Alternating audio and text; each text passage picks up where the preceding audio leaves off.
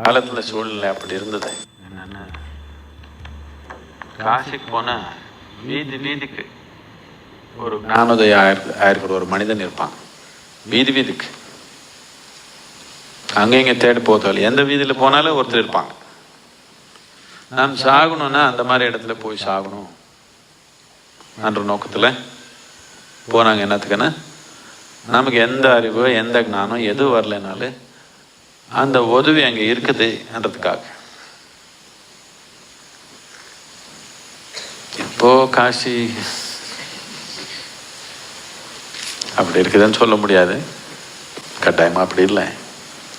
அப்படி இருந்தாலும் அங்கே சில எப்போ ஒரு ஞானம் அடைஞ்ச மனிதன், ஒரு சக்தி வாழ்ந்த மனிதன் ஒரு இடத்துல இருப்பானோ, அவனு